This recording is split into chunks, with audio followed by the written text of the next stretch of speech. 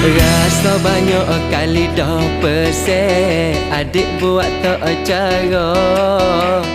Jangan adik dengar kata orang, kalau dik tak tahu cerita. Kadang-kadang